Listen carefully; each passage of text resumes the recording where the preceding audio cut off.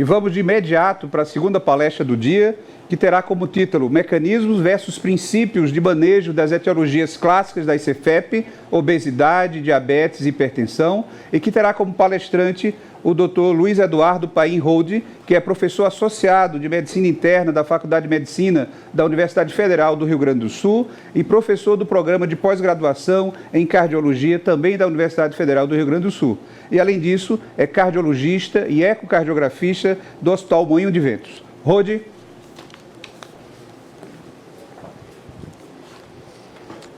Muito obrigado, Albuquerque, pela oportunidade de estar aqui hoje mais uma vez, junto com a família do DEIC, para conversar sobre insuficiência cardíaca. É realmente uma satisfação estarmos juntos de novo, agora no estúdio, aqui, e certamente vamos estar juntos durante esse ano, muitas vezes, com todos os eventos que o Luiz Beck nos apresentou, que a gente vai ter a satisfação de poder colaborar. Os amigos do DEIC não me deram uma tarefa muito fácil hoje. O assunto é espinhoso, mecanismos versus princípios de manejo das etiologias clássicas de CFEP, obesidade, diabetes e hipertensão. Esses aqui são os meus potenciais conflitos de interesse. E aqui eu poderia ser relativamente cirúrgico e dizer que a gente sabe muito pouco sobre os mecanismos de CFEP. A gente tem muito poucas alternativas como princípios de manejo da ICFEP e sequer a gente pode dizer que nós temos etiologias clássicas na ICFEP. Então, a gente poderia simplesmente dizer que existe muito pouco a falar especificamente sobre relação entre mecanismo e princípio de manejo. Eu acho que isso acontece porque a gente ainda não quebrou um paradigma importante. Nós temos um irmão mais velho, que é a insuficiência cardíaca com fração de ejeção reduzida, que estabeleceu uma série de regras de funcionamento, de entendimento e de princípios e de manejo, e nós estamos querendo aplicar essas regras para os irmãos do meio e para os irmãos mais novos. E talvez isso não seja o caminho mais adequado para esse cenário. Por exemplo, nós aprendemos muito sobre ativação simpática e ativação do sistema renina-angiotensina-aldosterona na ICFER. Em cima deste mecanismo fisiopatológico, nós estabelecemos princípios de manejo. E, em cima disso, nós testamos esses princípios de manejo, como todo mundo sabe. Os beta-bloqueadores se mostraram extremamente efetivos na ICFER e os inibidores da ECA, da mesma forma, bloqueando o sistema renina-angiotensina-aldosterona. Infelizmente, quando nós tentamos fazer isso na ICFEP, nós tivemos resultados muito desapontadores. Então, talvez tentar aplicar o mesmo tipo de racional e de princípios seja muito difícil no contexto de pacientes com fração de ejeção preservada. Nós sabemos que a ICFEP ela é um conglomerado de situações, cenários e comorbidades que estão ilustrados nesse diapositivo, envolvendo uma série de comorbidades clínicas que acontecem principalmente na medida que o paciente se torna mais idoso. E o que me pediram hoje é para centrar essa discussão em o que se chamou de etiologias clássicas da ICFEP, hipertensão, obesidade e diabetes mellitus, mas a gente tem que entender que esses são cenários que se complementam e têm uma intersecção muito grande. E talvez a outra quebra de paradigma é tentar entender que talvez não existam mecanismos isolados em cada etiologia, que não existam etiologias isoladas e que talvez nós não consigamos orientar o tratamento de acordo com esses mecanismos. Mas vamos tentar dissecar um pouquinho isso melhor para ver se a gente consegue ter um entendimento da fisiopatologia e dos mecanismos envolvidos nessas chamadas etiologias clássicas da ICFEP. Quando a gente pensa em cardiopatia hipertensiva, sim, a gente tem um rol de sequência de eventos que acontecem, muito clássicos, muito entendidos, com sobrecarga pressórica continuada, crônica, que leva a um remodelamento cardíaco classicamente com hipertrofia ventricular esquerda, sobrecarga atrial esquerda, o remodelamento do cardiomiócito e de todo o aparato extracelular.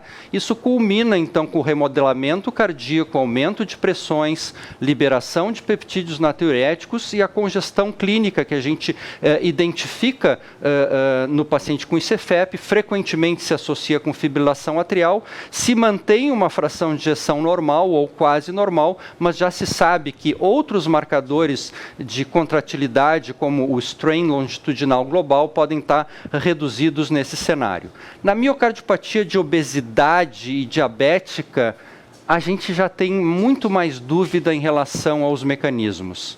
Esse é um estudo específico de obesidade, um número relativamente pequeno de pacientes, mas é interessante porque fez um segmento de 11 anos ecocardiográfico na visita 1 e na visita 4, 11 anos depois. E mesmo nos pacientes obesos não hipertensos, se identificou ao longo desses 11 anos um remodelamento ventricular muito claro, com aumento da hipertrofia concêntrica desses pacientes e aumento da hipertrofia excêntrica, exclusivamente relacionada à obesidade.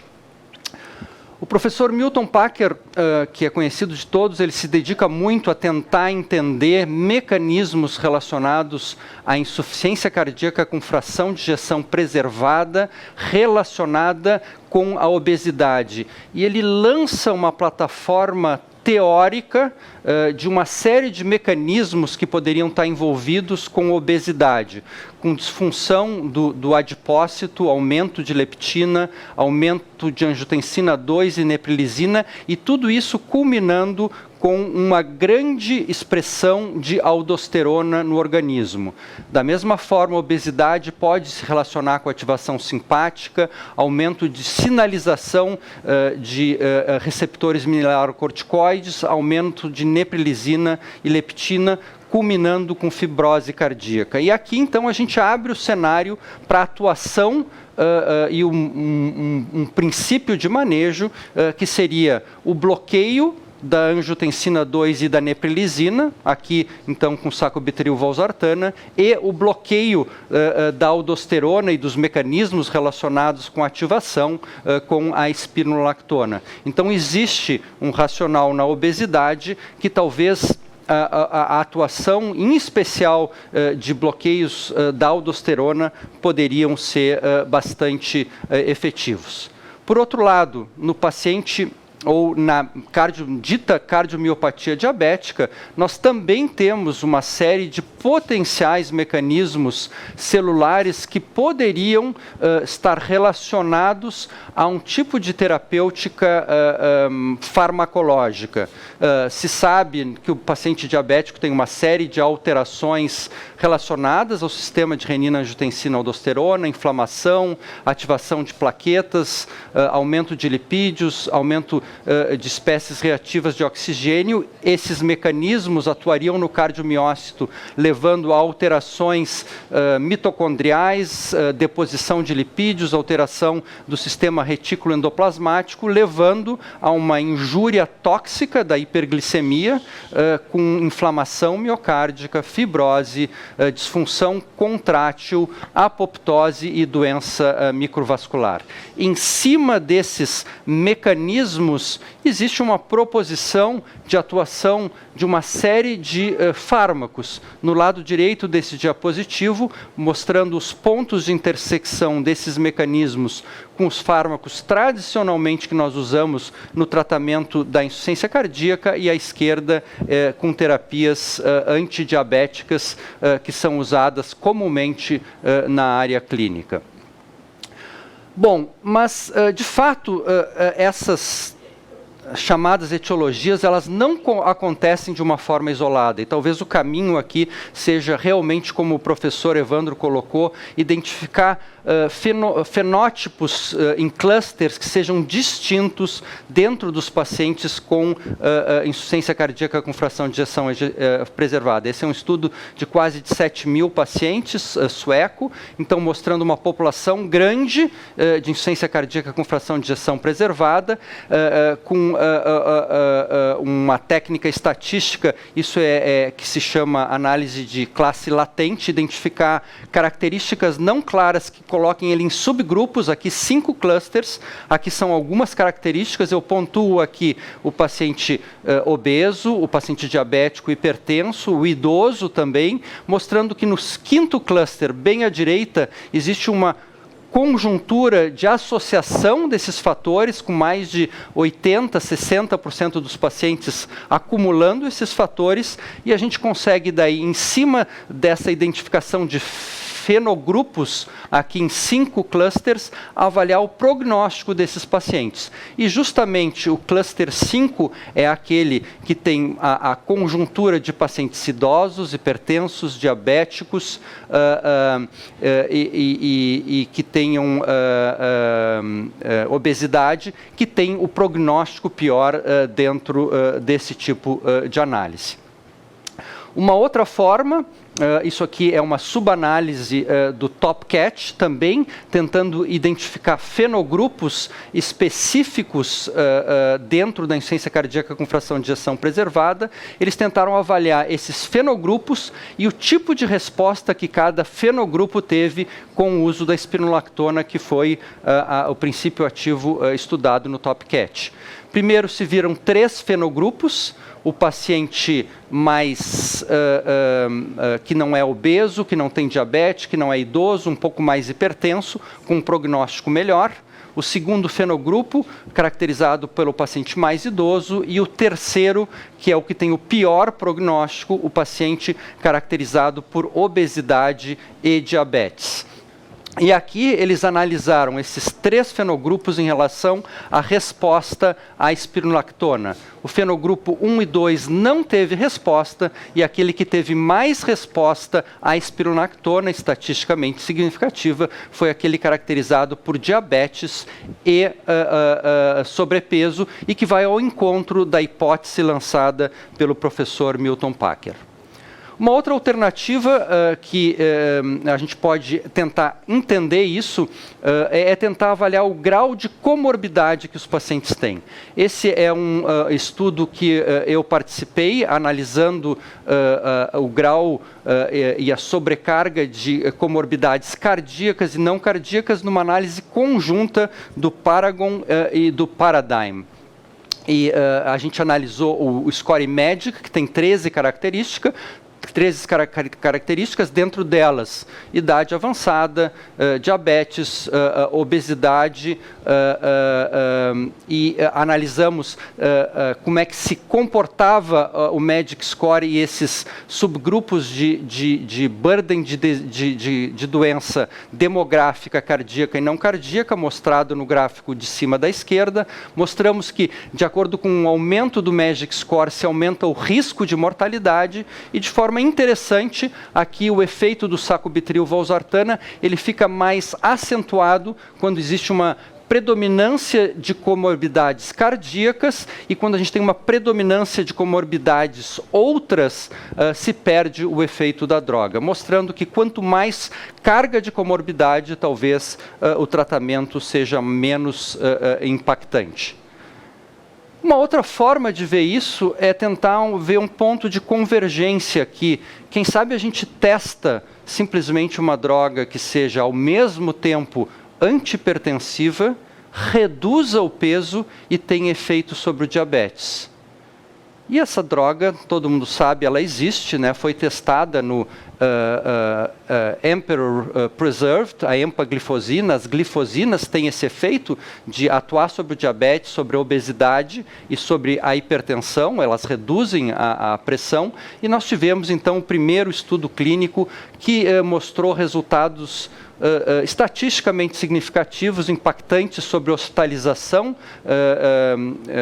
de insuficiência cardíaca e não sobre mortalidade, mostrando um resultado bastante interessante e que nos deixou entusiasmado. Se a gente analisar as curvas, as subanálises, as análises de subgrupos do Emperor Preserved, a gente vai ver alguns achados interessantes. O efeito foi idêntico para pacientes diabéticos e não diabéticos.